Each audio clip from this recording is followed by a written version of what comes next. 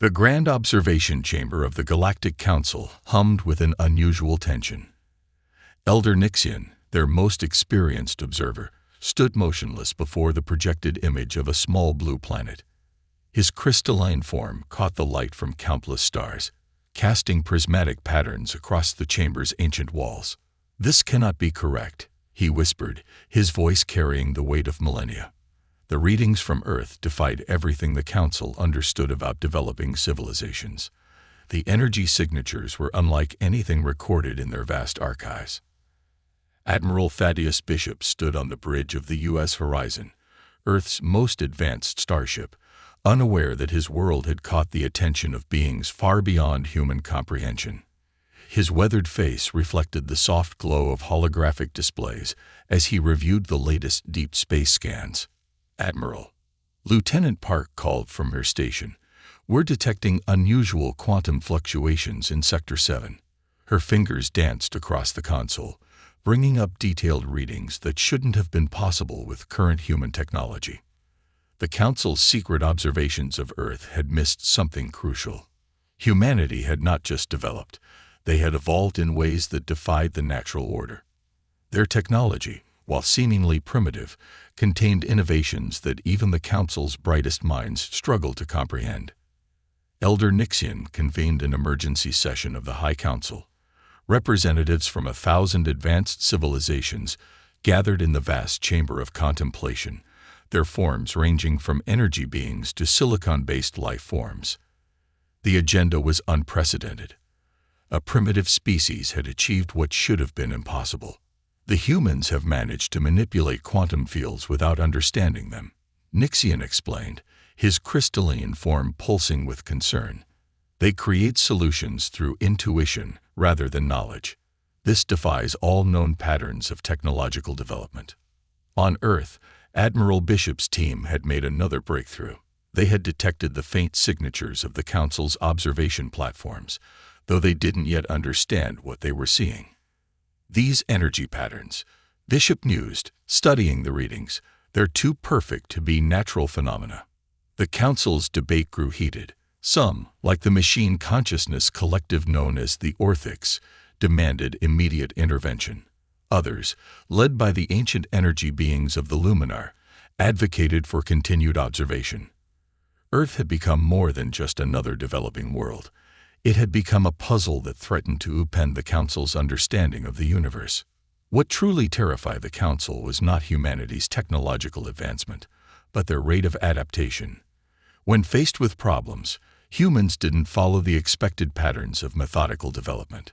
Instead, they made intuitive leaps, finding solutions that shouldn't have been possible at their stage of evolution. "We must act now," Nixian declared, his voice resonating through the chamber. "The humans are about to discover us, but not through careful scientific advancement. They are going to stumble upon the fundamental secrets of the universe through sheer determination and intuition." Admiral Bishop had begun to piece together the puzzle. The strange readings, the perfect patterns in space, they all pointed to something watching Earth. "We're not alone," he announced to his senior staff, "and I don't think we're as primitive as they believe we are." The Council's fears were realized when human ships began to probe the edges of their observation network. Earth's technology shouldn't have been capable of detecting their presence, yet somehow, through a combination of intuition and improvisation, they were doing exactly that. "They're not following any known pattern of development," Nixian reported to the Council. "They're not building upon established principles. They're creating new ones. Every problem we place before them, they solve in ways we never imagined possible." The tension reached a breaking point when Admiral Bishop ordered a bold move. The U.S. Horizon would attempt to make contact with whatever was watching Earth. It was a decision that would change the course of human history and shake the foundations of the Galactic Council's authority.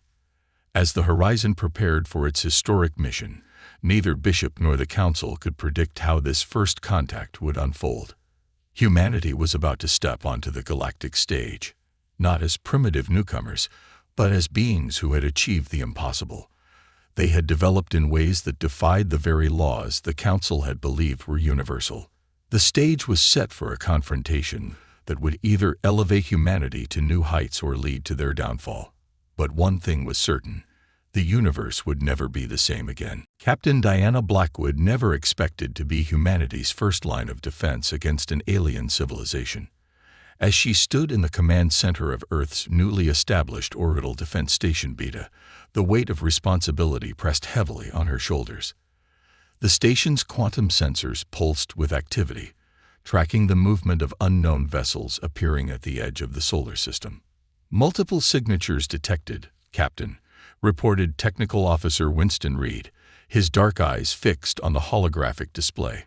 "They're using some kind of technology that seems to bend space-time itself." The Galactic Council's strategist, Kelrith, observed Earth's defensive preparations with growing concern.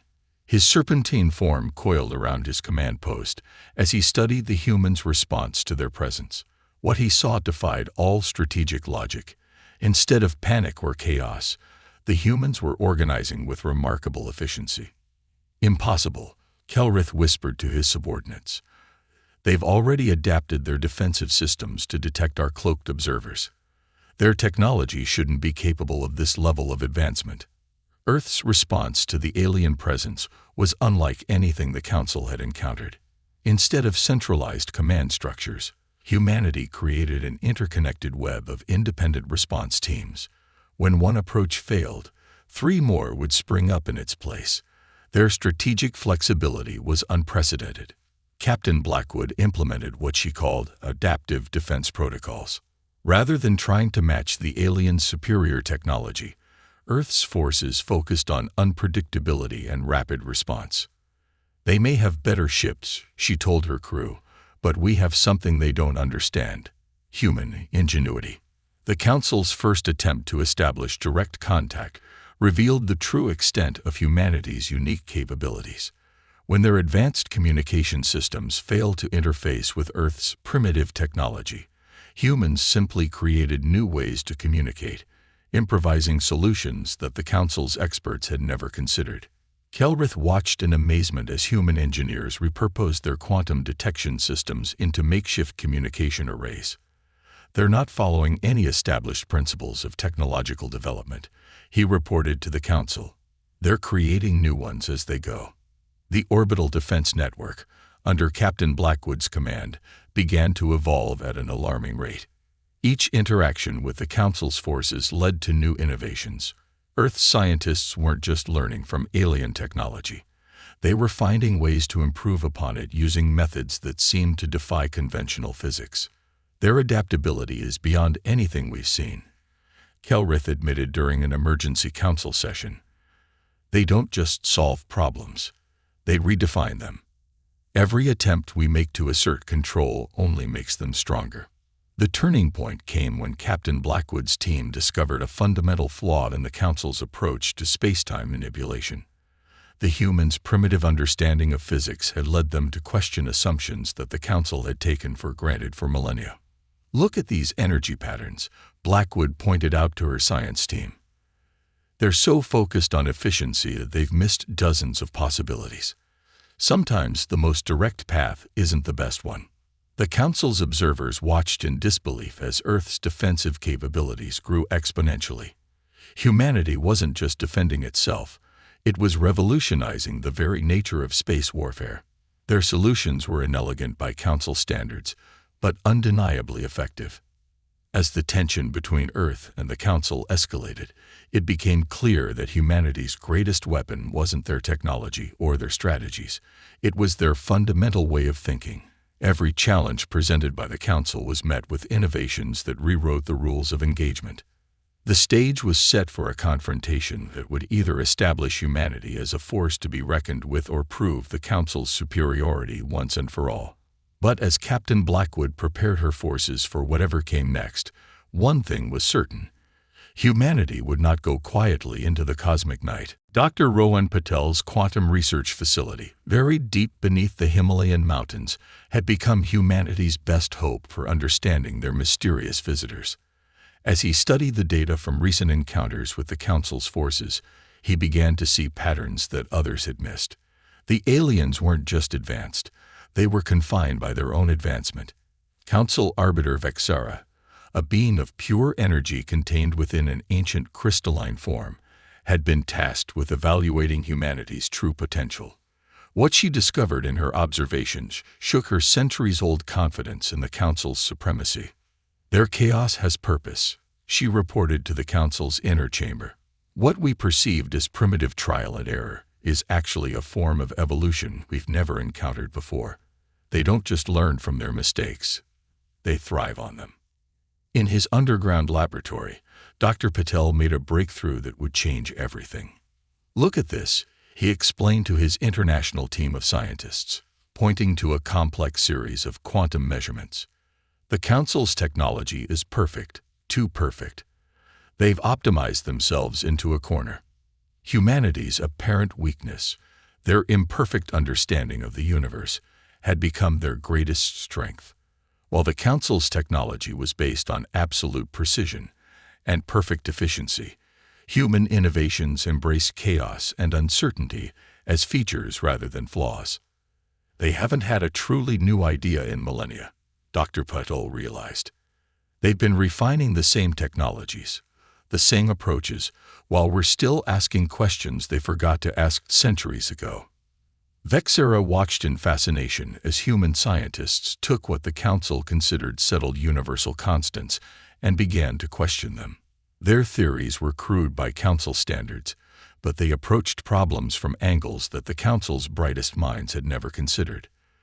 The breakthrough came when Dr. Patel's team discovered that the very perfection of Council technology made it predictable. "They've eliminated variables we don't even understand yet," he explained to military leaders. "But those variables, that's where the real potential lies." While the Council had mastered the known laws of physics, humanity was busy discovering new ones. Their willingness to embrace uncertainty, to experiment with concepts that the Council considered impossible, led to developments that defied explanation. "They're not just using technology," Vexera reported, her crystalline form flickering with agitation. "They're reimagining it. Every solution we present becomes a starting point for them, not an end point." Dr. Patel's team began developing countermeasures that shouldn't have worked according to the Council's understanding of physics. But they did work, precisely because they operated outside the boundaries of what the Council considered possible. "Innovation isn't about perfection," Dr. Patel told his colleagues as they prepared to unveil their findings to the world. "It's about possibility. The Council has spent thousands of years eliminating uncertainty from their technology. We're learning to harness it." The implications were staggering. Humanity's greatest weakness, their comparative ignorance of the universe's workings, had forced them to think in ways that the Council never had to. Every gap in their knowledge became an opportunity for innovation. Vexera's final report to the Council contained a warning that many found difficult to accept. "They are not rising to our level of understanding. They are creating their own path, one that may surpass everything we thought we knew about the universe."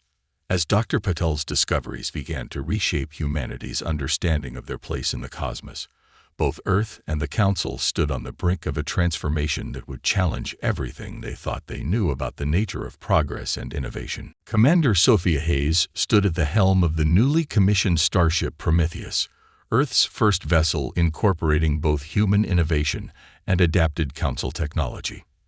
The ship represented everything humanity had achieved in the months since first contact, a hybrid of chaos and order, intuition and precision. High Elder Quinthar, the most ancient member of the Galactic Council, had lived for millennia, but had never witnessed anything like the transformation taking place. The Council chamber, once a place of absolute certainty, now buzzed with questions that hadn't been asked in centuries. "We stand at a crossroads," Quinthar announced to the assembled Council. "Humanity has not merely survived our scrutiny.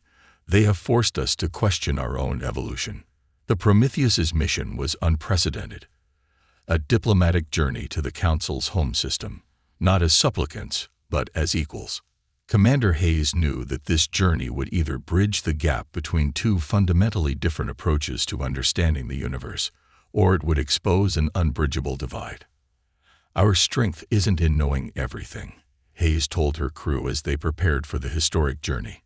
It's in knowing that there's always more to learn, more to discover, more to question. The Council had finally understood what made humans different. While advanced civilizations had sought to eliminate uncertainty from their existence, humanity had embraced it. Their imperfect understanding of the universe had forced them to remain adaptable, creative, and most importantly, humble before the vastness of the unknown. Dr. Patel's discoveries had shown that the Council's perfect technology had become a limitation. By optimizing their understanding of the universe, they had stopped looking for new possibilities. Humanity's greatest gift to the galaxy wasn't technology, it was perspective. The moment of truth came when the Prometheus arrived at the Council's home system. The ship's hybrid systems, combining human intuition with Council precision, demonstrated capabilities that neither civilization could have achieved alone. "Look at these readings," High Elder Quinthar marveled, studying the data from the Prometheus. They'd found ways to use quantum uncertainty as a tool rather than trying to eliminate it. It's beautiful in its imperfection. Commander Hayes and her crew had proven that humanity's place in the cosmos wasn't about matching the Council's level of advancement. It was about offering a new path forward. The marriage of human creativity with Council technology opened up possibilities that neither civilization had imagined possible. "We don't need to follow your path," Hayes explained during the historic first meeting with the full Council. "And you don't need to follow ours. The universe is vast enough for many ways of understanding it." The Council, under Quinthar's guidance, made an unprecedented decision. Instead of trying to control humanity's development, they would learn from it. A new era of cooperation began, one where the precision of ancient knowledge could be combined with the freshness of human perspective. Perhaps, Quinthar reflected, addressing both Council and human representatives, true wisdom lies not in knowing all the answers, but in never stopping to ask questions. The revelation that shook the galaxy wasn't about technology or power, it was about growth. Humanity had shown that advancement didn't always mean moving in a straight line. Sometimes the most significant progress came from being willing to take steps sideways, or even backwards, to find new paths forward. As the Prometheus prepared for its journey home, carrying with it the promise of a new partnership between Earth and the Council, Commander Hayes looked out at the vast expanse of space with new eyes.